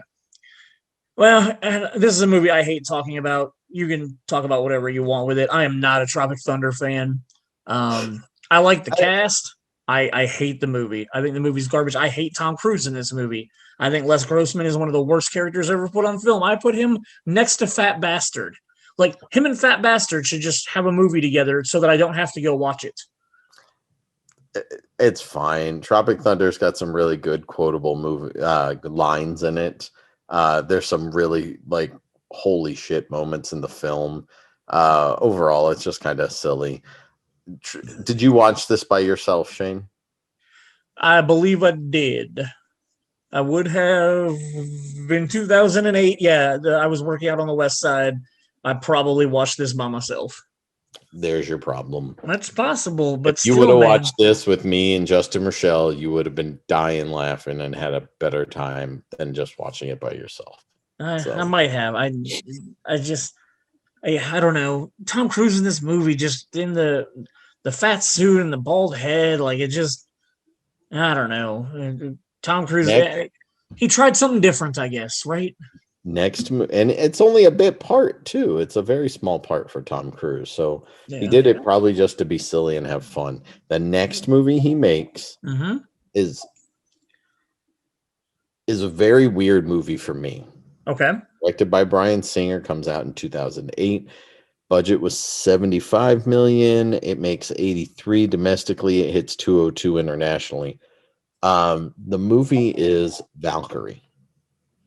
Okay. Does some really cool stuff. I really like at the beginning when they have Tom Cruise talking right directly to the camera. Sure. And speaking in German, and it zooms in on him, and then it just starts zooming out. And when it's zooming out, he switches his dialect to just being English. Do you know what other movie does that trick? I don't. The Hunt for Red October. The first scene that we get with Sean Connery and whoever his right-hand man is, they're talking Russian to each other. When the scene starts, it zooms in on Sean Connery's lips, and while it is zooming in, it just switches over into English, and then it starts zooming back out. So they use that same trick in The Hunt for Red October. That's awesome. I don't remember that, but I won't doubt you at all. What I like about this movie is if you're a fan of any kind of history and you know what's going on in Valkyrie. Valkyrie is literally the code name for all of the German officers who were attempting to kill Hitler, to stop World War II while it was still going on, because they realized they were losing and they just needed to stop the war because they had lost, but Hitler wasn't willing to just give up. Yep. So the code name amongst the German officers was Valkyrie, and I really it's very interesting to me because I found myself watching this movie and in the third act hoping they pulled it off. I knew that they didn't, but like because of the fact that I ended up enthralled in the movie so well that I just kept thinking that they were gonna pull it off. Sure. Kind of like an Inglourious Bastards, how they completely changed how history actually happened in that movie. Valkyrie stayed true to the storyline. Yep. But like, yeah, this I thought this movie was just going to be okay. Directed by Bryan Singer. Yep. I thought it was just going to be okay. I thought I would just kind of like it, and I was very impressed with how it played out. So most people that know me know that I despise biopics. I'm not a fan of biopics in any way. That winter, Christmas time of 2008, my Aunt Nancy happened to be in town, and she really badly wanted to see this movie. So I ended up taking her to the Keystone Arts Cinema to watch the movie, and I only ever went to watch it because she wanted to, and I actually didn't mind the movie at all. I thought it was very well shot, very well directed, and it has some really tense moments in it. Definitely. And again, like you watching it, I knew that they failed. Like, I mean, obviously, we've learned about Valkyrie in high school and stuff like that, but like, so obviously we knew that they failed. But I agree, like there is some tense moments even in the third act where they almost could have pulled it off. Yeah. And I thought it was pretty good. So for all the biopics that I do hate, this really isn't one of them. Like, I don't know if I'd ever watch it again, but I didn't hate watching it when I saw it. So it was decent. Well, this is going to be one of those bombs, in my opinion, one of his summer movies. Him and, Why Can I See Your Face? She was a Charlie's Angel. There's also in Vanilla Sky. She was. Cameron Diaz and Tom Cruise reunited for Night and Day. This movie is utter shit. It's terrible. Did you watch this with me at the Castleton AMC? I think I did, yeah. Oh, dude, like I saw this free and I wanted my money back. Like, this is horrible. It was directed by McG. Dude, this literally is the epitome of shit movie making. $117 million budget, and it only pulled in $76 million in the United States. It did hit 262 worldwide. Again, blah. Crappy action movies tend to pull in big numbers overseas, I guess. In 2011, the Mission Impossible franchise like really kicked into the high gear that we know it to be today. In December of 2011, which I find it weird. Like, I never realized that this was a December release. Like, I just assumed all of the Mission Impossible ones were summer releases. It makes me wonder if this got bumped back because of like delays or something. Oh, that's very possible. Like, it just doesn't seem like something that would come out in the winter. Like, it's not an Oscar poll or anything like that. Like, it's a summer action movie. Like, but it came out in December, a $145 million budget, only brought in 209 in the United States, but then almost $700 million worldwide. So, like, that's basically a $500 million, like, internationally alone. And I mean, I like Ghost Protocol. It's probably one of the better ones. That's the one that introduced Jeremy Renner to us, I believe. Sure. Yeah, I'm pretty sure that's the first one that Jeremy Renner did. So anyway, is that the one on the outside of the Dubai towers? Yes. Okay. Yes. Maybe. Or is that Rogue Yes. Nation? No. Rogue Nation. Yes. So this is him outside of the. Yes, you're right. Jeremy Renner's in this. Okay. Paula Patton's in it. Yep. So so Rogue Nation must be the one where they introduce us to the most beautiful woman in film, Rebecca Ferguson. Rebecca Ferguson, yeah. Yeah, Rogue Nation's the one with him hanging outside the plane. Yes. Yeah. All right. So before we get to that, Ghost Protocol, decent. I like it. It's fun. Made a lot of money, especially overseas. Then the next June, why this was a summer release, I don't know. It should have been a February no-name movie release, is Rock of Ages, which is a musical that I absolutely love. I think every bit of music in this musical is phenomenal and amazing, and then they just ruined the movie. Yeah, considering I've listened to the musical and then what you've told me about the musical and then watching this movie, they bastardized the entire thing. Without a doubt. So I feel bad that this was the movie adaptation. It had Julianne Hough in it, which is always amazing for me to watch anything that she's in because she is just easy on the eyes and fun to watch. But yeah, this movie sucks. Yeah, this movie's terrible. This movie is so bad compared to what the play is. Like, I got lucky. Our friend Chris, the first time Rock of Ages came through Indianapolis, I think it was like 2012 maybe. He got me really good tickets to that show. And then 2 years ago for my birthday, I moved my birthday in 2019. My wife and I ended up going to the show. It came back, another traveling show came back through, which was very cool because it was completely different. Like, it had a completely different set, and the stage was set up very different from the first time I watched it. So it was really cool to see. It's like when you go to high school productions of the same show, but every high school does things a little bit differently. Like, every time I've seen Rent, like Rent has basically been the exact same set Yep. for the most part. Like, it's always set up the exact same. And granted, it's also kind of a minimalist set, but the only set for Rock of Ages is the bar, because anytime there's a scene not at the bar, it's just on one of the wings, in front of the bar type thing. So the set was completely different for both of the shows of Rock of Ages that I saw. So it was kind of cool to see how they, did that for the show. The scenes in the movie are just absolutely terrible. The acting in the movie is terrible. It's a lot of the same songs, but just terrible. Like, even Russell Brand, like the character that Russell Brand plays, like he's kind of like the perfect person for that character. And like, even that was just directed very poorly. I feel like Russell Brand could have done a lot better than he did. But having Tom Cruise play Stacey Jacks, who is literally supposed to be like Wanted Dead or Alive. Bon Jovi.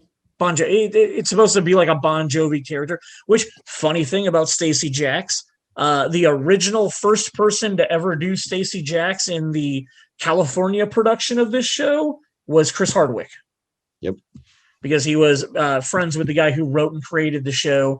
And then when the show got popular and they were moving it to Las Vegas to do shows in Las Vegas, Chris Hardwick was contractually obligated to something else, so they had to replace him. And then it went to Broadway, and because he'd already been replaced, they took the replacement to Broadway with them. And then the one cool thing about all that is when Chris Hardwick was moderating the panel for, I want to say, Oblivion, or maybe Edge of Tomorrow. It might have been Edge of Tomorrow. He was the moderator for that panel at the San Diego Comic-Con, and him and Tom Cruise actually did a duet-ish type thing, because Tom Cruise knew that, they both played Stacey Jacks. So that was kind of cool. But yeah, Rock of Ages as a movie sucks, and there's a reason why it didn't even make its budget back worldwide. Like, $75 million budget, made $39 million in the United States, and only added $20 million more for its worldwide number. It came in at $59 million. It was just absolutely terrible. Are you a Jack Reacher fan? I am. Christopher McQuarrie is the guy who gave us Ghost Protocol. He and Tom Cruise signed up to do Jack Reacher. We had an employee who once told me that Jack Reacher is supposed to be somewhat of an imposing character. Like, he is supposed to be somebody who is basically like the size of The Rock. Oh, okay. I didn't know that. Supposed to be a tall guy who's very muscular and ex-special forces or whatever. And but Tom Cruise ends up playing this character. I will say that I really enjoy the movie. It's a very subdued, it feels almost like an 80s action movie. Sure. It's a very relaxed action whodunit kind of thing. Mm-hmm. But it doesn't rely on a lot of explosions and stuff for its it's very just relaxed. Like, yeah, all I can think of is like a relaxed action movie. Like, would you call it a relaxed movie? Shut up. So makes what is it? The budget for it, it's 60 million. They make 80 here, 218 over worldwide. I truly believe it's what I want to say. It was one of those things that, like, Tom Cruise, this was one of Tom Cruise's like pet projects. I believe you're right. Like, he was agreeing to do more Mission Impossible as long as he could do this movie kind of thing. Which now they're rebooting it as like an Amazon Prime show. Which is fine, because apparently it's an entire book series. So it's one of those things where if you can give me something good, give me Joe Manganiello? Yeah, Manganiello. Give me him as this character. I think that would be awesome. So, I mean, give me Frank Grillo. Yeah, but Frank Grillo's on the small side. He's not Oh, very I guess that's tall. true. So, like, give me somebody who's tall and can be muscular Sure. and imposing, so he scares the crap out of people by just walking in. Give me Arnold Schwarzenegger back in the freaking 80s or 90s. Sure. But yeah, so yeah, enjoyable. I recommend watching the first one a lot. And yeah, we'll get to the second one later. So the next And one there we have on our list is is another Oblivion. dud. And this movie doesn't even technically count because it was an April release. April release, 120 million budget, makes 89 here, makes 286 worldwide. Oblivion is Stupid. I liked aspects of it, but you and I have seen a different movie that is very, very similar. And so once we noticed the similarities, we kind of just had that moment of like, oh, this is totally what's going to happen. What movie are you And talking about? I can't tell you, or if any, it's Moon. Screw it, Moon. Yes, okay, Moon. Thank It's you. very Yes. much, it's very much a like a big budget version of Moon. Yes. If you've never seen Moon, don't watch Oblivion. No. Go watch Moon instead. And Sam Rockwell's amazing in that film. Yep. So yeah, just go see Moon. Yep. Oblivion was garbage. There's no reason to watch it. There's no reason for $120 million budget. Made $89 million in the United States and then 286 worldwide because it's garbage. Yeah. And he went on a sci-fi kick for a minute because then he followed it up with Edge of Tomorrow, which I like overall. Dude, that movie is badass. It has some flaws to it. Oh, dude, the very end of it is very flawed. But the very flawed. End, for the most part, 98% of this movie is so badass. Like I love Doug Liman's the director of this movie. Emily Blunt's is supporting actress in this film. The training montage is really good. The training montage is really good. His like how he gets stuck in the situation he's in. So, like you just, I don't know, man. Like this movie, I enjoyed it so much the first time I watched it, and yeah, the director's cut I think would have been better. I think it's the direct. Whatever. Really? The original ending was better than the one that we got, but I'm still okay with the ending that we got. It sucks for the most part, but yeah, just because it's a Hollywood ending. But for the most part, this is everything I was looking for, and the 3D in it. I still don't own the 3D Blu-ray of this, and I'm kicking myself for it, and I should find a way to purchase it because the 3D in this was so cool. Nice. And I just the aliens were just super different and cool, and yeah, I so badass. And Emily Blunt's character is really cool. Really cool. She's a badass. She'd kick everybody's ass. She's just, yeah, it's so good. I love it. One of the small things that I enjoy about this movie is Emily Blunt's like sidekick doctor scientist guy that like tells Tom Cruise how the aliens work and whatnot. That's an actor named Noah Tyler. And I think it's really cool because Noah Tyler is the support technician at the end of Vanilla Sky when they're on the roof of the building.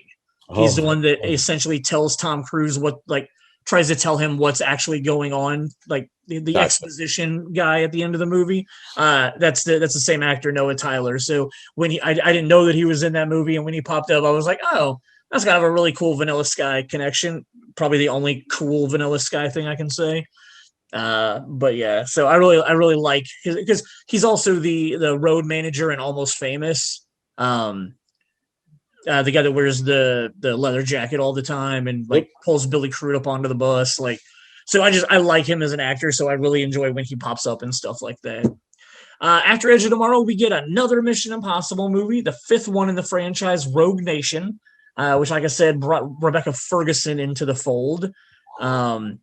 Also, this is one of my lesser, like, I like her in the movie, but like the opening sequence with like the record shop or wherever, and then like he watches the girl get like assassinated, and then like they don't kill Ethan Hunt when they have the chance to, is just like, Like, that was really dumb. Like, there's a lot of aspects of this movie that I don't really care for. I do like Rebecca Ferguson a lot, but even like the third act, when you start to learn like her character's motivations and whatnot, it's really just pretty dumb in my opinion. This is one of my lesser liked Mission Impossible movies. Cost $150 million to make. Made that back in America with 195 million. Worldwide, $683 million.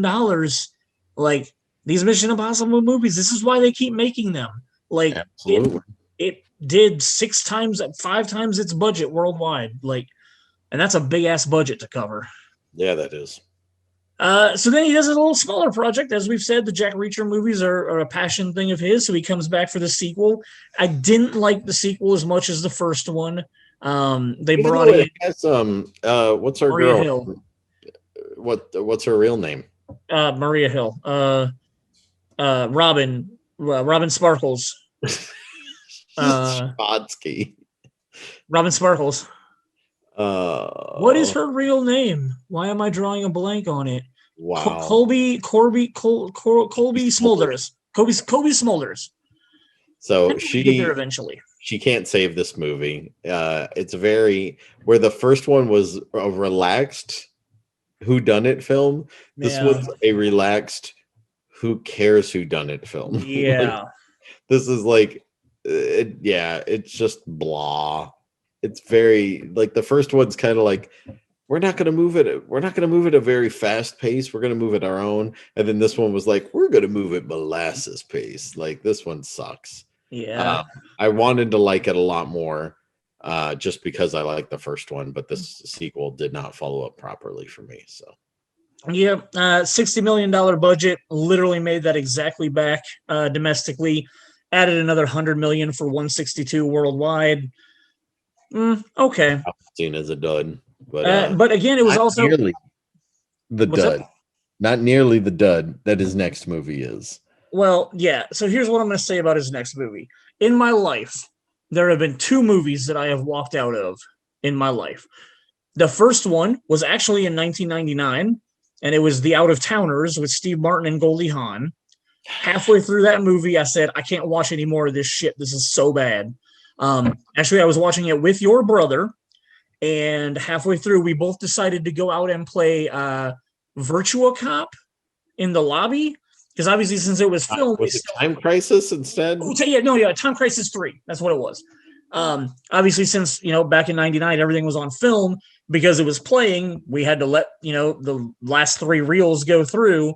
So we opened the doors to Cinema 6, where you could look in and see the screen from the Time Crisis 3 machine, and we literally played Time Crisis for over an hour while we were waiting for the movie to get over, because that movie is so terrible.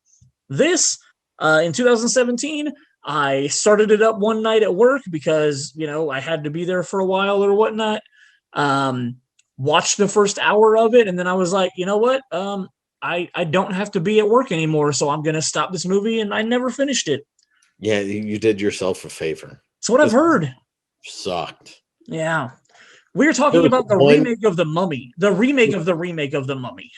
There was one really good aspect of this movie. Which is? There's a point in time where a battle breaks out in like a records area, and all of a sudden the Book of Ra pops out from the original.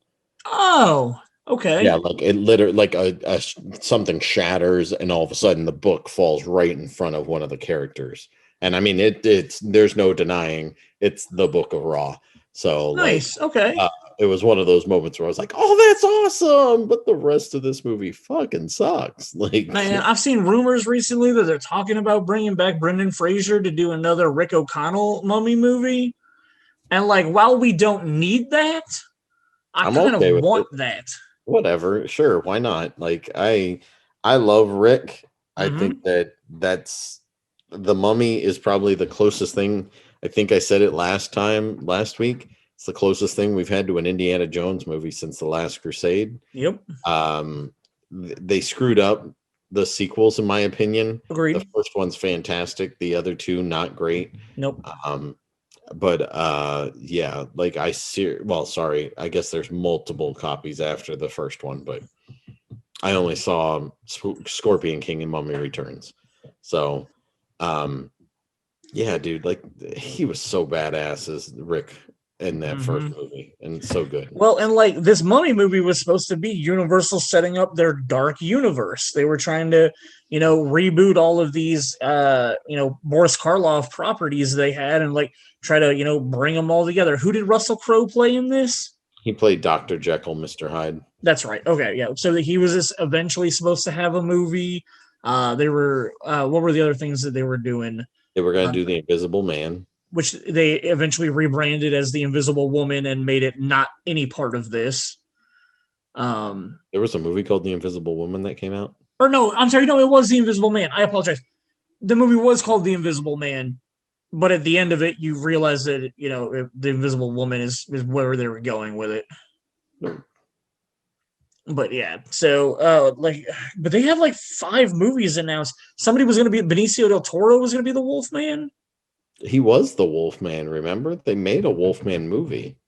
Oh, was that supposed to be in this universe also? Oh, it was, because he was like, took place in like the 40s or the 50s or something, and he wasn't that age or something. It was going his werewolfism was going to keep him young. Or yes, man, I feel like I remember like an Entertainment Weekly shot of like 6 actors, and it was supposed to be like all the different movies. Was supposed to be an Invisible Man.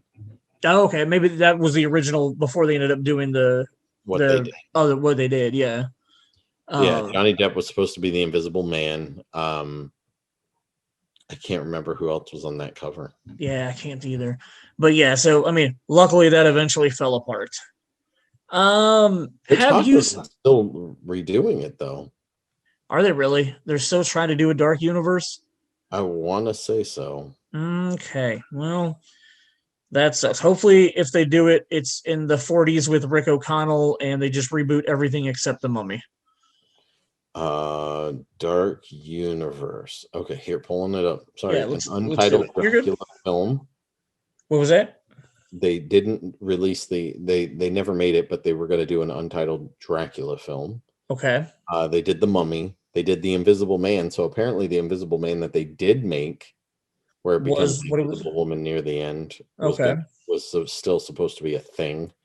Upcoming films that are listed are Bride of Frankenstein, Dark Army, Renfield, The Invisible Woman, Monster Mash, Frankenstein, Little Monsters, Creature from the Black Lagoon, Van Helsing, The Wolfman, Dracula, The Phantom of the Opera, The Hunchback of Notre Dame, Invisible Man 2, The Scorpion King. Wow. I don't see any of those movies getting made. Unveils Dark. Come on. Like that was a lot of movies that like just have no purpose getting made. So it was Russell Crowe, Javier Bardem, Tom Cruise, Johnny Depp, and Sophia. Sophia's the mummy. Oh, the mummy. Who is Javier Bardem going to play? I don't. It doesn't say. Okay. But I'm looking at the picture that you and I were thinking of. Gotcha. Javier Bardem. I thought he was going to play Dr. Frankenstein's monster. If I'm okay.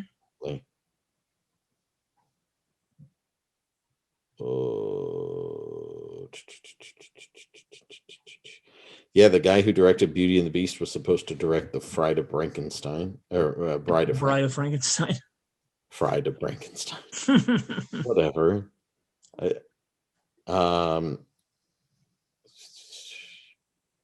Johnny Depp. It doesn't say. It just says those actors joined Tom Cruise as a soldier of fortune. Russell Crowe as Dr. Jekyll.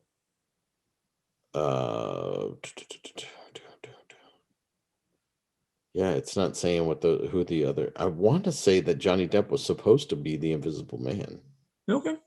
I just don't remember who Javier was, but that's crazy. You think about the fact that Johnny Depp is dealing with what he's dealing with in his personal life and has lost pretty much all of his acting roles. Mm-hmm. But he was the freaking Grindelwald in the J.K. Rowling series, and then here he was supposed to be the Invisible Man, and yeah. That is crazy. Like, and I mean, he's a very bizarre story too. Like, I read I think it was the Rolling Stone or Variety article where the journalist went and spent like 2 or 3 days with him in like his French mansion or whatever, and just like wrote about all the stuff that they did over those days. And it's like, it's just crazy. Like, he's a very odd individual, but I feel bad for him for all the shit that he's going through. Have you seen the next Tom Cruise movie, which we don't need to talk very much about because it doesn't count because it's a September release? Because, like I said, a lot of these movies here in the end of his career just kind of got thrown out whenever. But did you watch American Made? I believe that I did. I believe that we watched it together, is what my memory serves. The problem is I remember the trailer more than I remember the movie. Like, but I'm pretty sure that we watched this movie. And the real reason why I remember it so well is because I didn't realize from the trailer until we were watching the movie that it's literally just like a slightly altered version of Blow. Yeah. It's the exact same events that happened in Blow, just from a different perspective. Yep. And like, I didn't realize that in the trailer. And we got like halfway through this movie and I was like, wait a minute. So this guy started to work for Pablo Escobar. And so like, he's flying these planes. And then I literally think one of the characters from Blow shows up in this movie. And I'm like, I'm literally just watching like Blow again, but like from a different perspective. Yeah. Which I love Blow, so I didn't like this movie. I don't remember much about it, so yeah. And it was a September release, so it doesn't count for anything. 3 years ago, we got his last movie, which was the 6th Mission Impossible movie, which was called Fallout. It was a late July release. So like, odd that they didn't even like go for like a July 4th weekend. But then again, a lot of these Mission Impossible release dates have been a baffle to me. Huge budget, $178 million to make this movie. It only made $220 million in the United States, so just barely covered its budget. But then you look at its worldwide number. $792 million this movie made. And again, it's something like this that's so fresh in my mind that when we were throwing out names and Tom Cruise's name came up, it was like, of course, he makes all kinds of money. But then as we've looked back over his career, like, that's not even really true.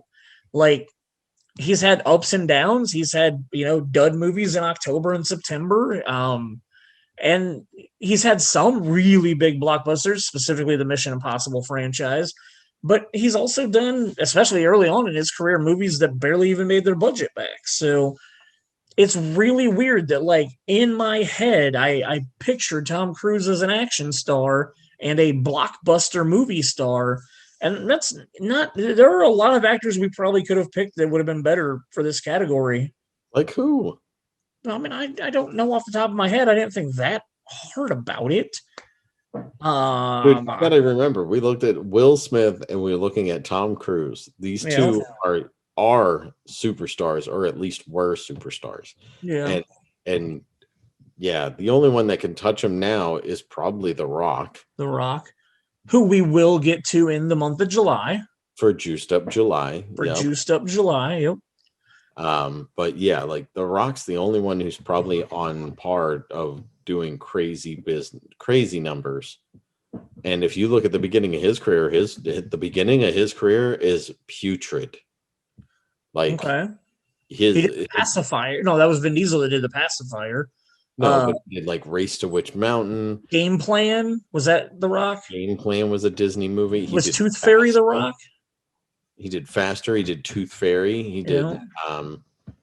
There was some movie where like he was a truck driver. He was a dad. I can't remember what that movie was called. Yes, I do know what you're talking about with that one though. He did like Gridiron Gang. But yeah, so like yeah, so I mean, all of the superstars are going to have busts constantly, but I mean, well, and I'm thinking like Samuel L. Jackson is probably somebody that we should have considered and looked at, because he's got a pretty big career. But at the same time, he's also done like I mean that's the man who literally says he doesn't read a script before he signs on to do a movie. He literally looks at the name of the movie and decides if he thinks like it sounds like fun to do.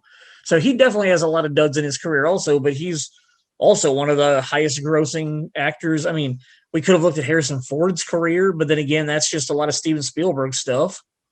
Yep.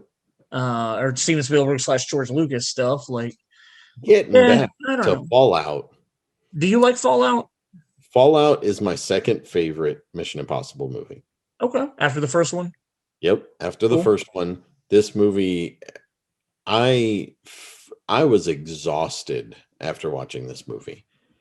It constantly it constantly is taking you up and making you sit on your edge of your seat for adrenaline parts, and then it drops, and it's a quick drop, and then it ramps right back up again. And Rogue Nation is the one where they blow up the Kremlin, right?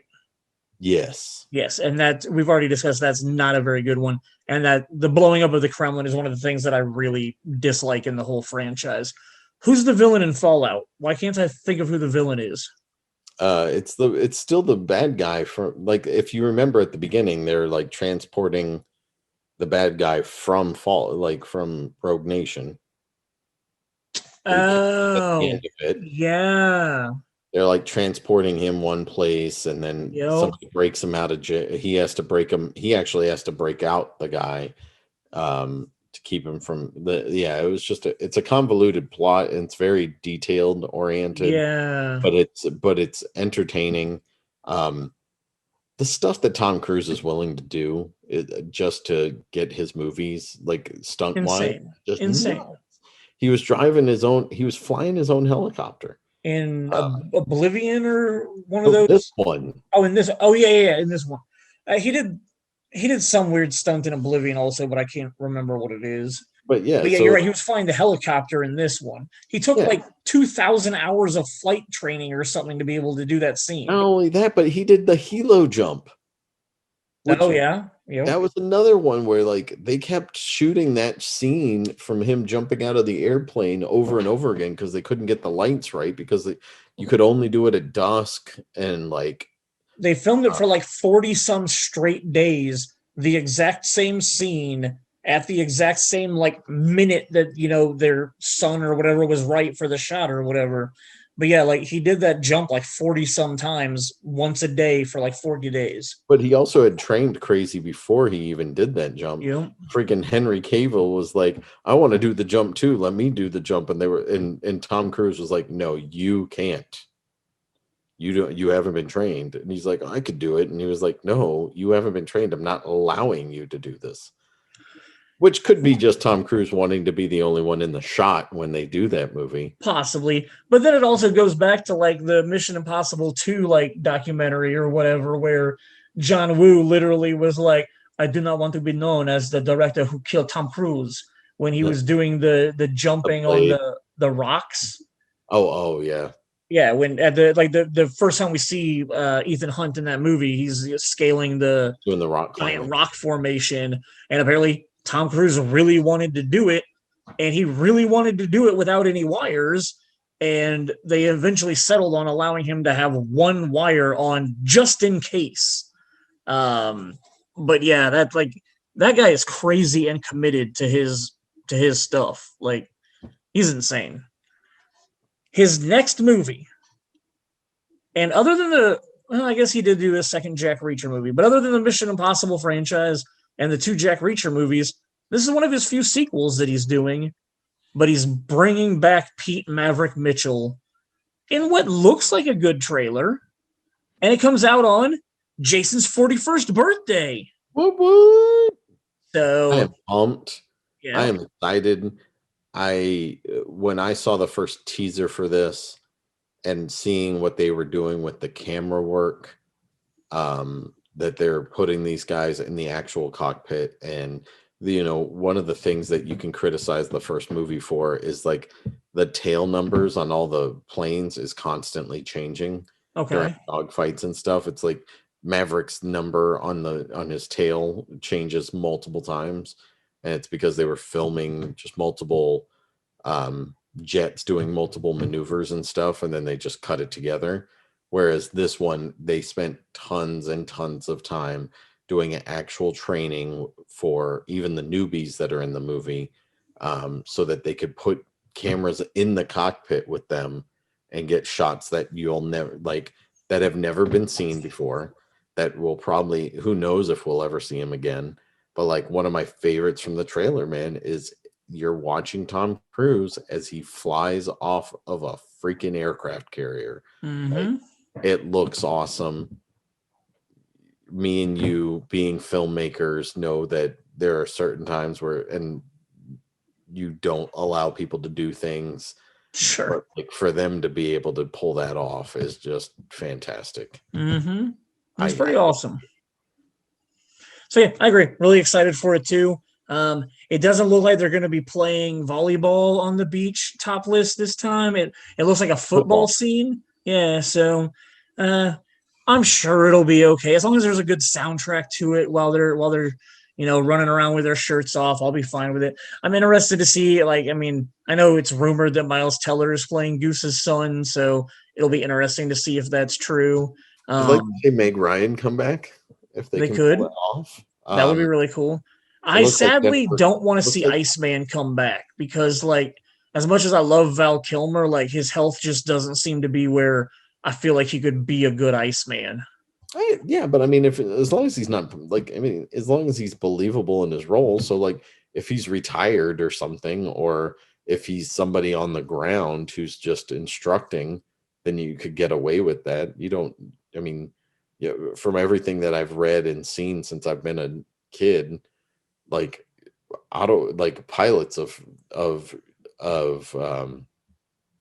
jet fighter pilots are typically in really good tip-top shape, and have to be to be able to withstand all the G forces and everything else that comes their way. So again, if you can give them something believable to embody as the Iceman, I'm okay with it. So we'll see. But yeah, I'm excited for it. It'll be cool to see what happens. And then, of course, I didn't put it on our list, but we have another mission. Well, we got 2 more Mission Impossible movies guaranteed or whatnot. So I'm always down to watch them. Much like in the next few days, we're going to be watching the next Fast and the Furious movie, F9, which I'm always down for a Fast and the Furious movie. I love the family vibe, and I love just how ridiculous they've gotten. I feel the same way about the Mission Impossible movies. They're so far away from what I actually want, but I'm trying to embrace the ridiculousness of it. There's not it's just not worth getting mad about it anymore. That's the way I feel about the Fast franchise and the Mission Impossible franchise. Both of them are just trying to be the most ridiculous they can possibly be. There's rumors they're trying to cross over. Universal wants to cross over a bunch of their movies. So there's rumors that the Fast and the Furious and Jurassic World are going to cross paths at some point. God. Yeah, that's one of the rumors is Universal wants to take a lot of their big franchises and find ways to do crossover movies. So you're going to have Dominic Toretto going under dinosaurs and over Brachiosaurus's neck. And I mean, who knows? We'll see. A pterodactyl's going to come and pick up the car and take it to the next island. Yep. It's going to be straight up video game style stuff. Oh, yeah. So anyway, hopefully next week, well, no matter what, next week we'll be able to talk about F9 and our feelings on it, where I'm sure I'll love it and I'm sure you'll have negative things to say. But yeah, so that's all of Tom Cruise. Again, maybe not the greatest summer blockbuster star that we could have picked, because obviously he's done a lot of duds also. But that's going to wrap up our what do we call June? Blockbuster June. June Blockbusters, something along that line. July, we are going with Juiced Up July, and we're going to look at the film careers of a lot of big burly men. We're going to start off with Stallone's career, which has obviously one of the greatest, most quotable movies of all time in Stallone's career, with Demolition Man. The next week, we're going to look at Jason Statham's career, which I can't lie. A lot of Jason Statham's career blends together to me. Oh yeah, because he's done like Crank 1 and 2, which I don't really know if I can tell those two movies apart. And then he did like what was the one where he was the driver? Transporter. Transporter. He did a couple of Transporter movies. Those all kind of blend in together with me. So Statham's career will be interesting when I'm doing my research for it to be like, can I really remember the difference in all these movies? He did 2 Crank movies, didn't he? You just said that. Oh, my bad. Crank, the Transporter. I was thinking of something else. Expendables. The Expendables movies. So yeah, we'll talk about those movies back to back with both Stallone and Statham. Later in July, we're gonna look at the career of The Rock, and that'll be a lot of fun. But like you were saying, he did a lot of questionable movies at the beginning of his career. Like I don't understand why a lot of these guys that do WWE stuff, and maybe it's just so serious that when they try to transition, they go into like comedies. That's what The Rock did. So we'll look at that stuff. Arnold Schwarzenegger is our last one that we're going to be looking at in the month of July. And then we're going to squeeze into July with episode 49. I don't know if it'll be our first trivia episode, but we're going to do a 1999 trivia episode that week, as long as we can get scheduling figured out and whatnot with the people that we want on that episode. And the people that are on that episode list that you're looking at might not, if we don't do our other trivia episode first, we might invite those people to do the 1999 trivia episode instead. So we'll see how the month of July plays out. But yeah, I'm excited to do the 99 trivia episode. We started writing a bunch of stuff for our regular trivia episode, but some of it transitions over into 99, so we'll pull all those questions into the 99 one, and I think it's just going to be something fun, something different. Something that people at home can kind of play along with our 3 people that we're going to have on when we ask questions, and just have fun with some trivia and movie stuff like that. So that's going to be our Juiced Up July series. We got 4 people that I'm really excited to look at their careers. Wrapping it up with Stallone because his birthday is at the end of July. I'm sorry, Schwarzenegger. Yeah, starting with Stallone because his birthday is at the beginning of July, and then ending with Schwarzenegger because his birthday is at the end of July. Should be a lot of fun. And with both of those guys, we're going to have a lot of fun stories specifically about their career choices they made and how specifically Schwarzenegger screwed with Stallone a couple of times. Like Stop or My Mom Will Shoot comes to mind. Why are you shaking your head? All away. Got to give it all away. Can't just leave some mystery. Oh, but that's just the teaser. Like people are gonna be like, "What are they talking about?" And then they're gonna Google search it so they don't have to listen to the episode. Yep. Yeah. So anyway, we got a fun July planned. I'm looking forward to all that stuff. I hope it all works out the way we have planned. But that's been it for this week. Unless you got anything left, Jason. I'm good, man. You're good, man. All right, dude. I will see you next week. Well, I'll technically see you tomorrow when we watch Fast and the Furious, but I'll be back to talk to you about Sylvester Stallone next week, man. Thank you guys for listening.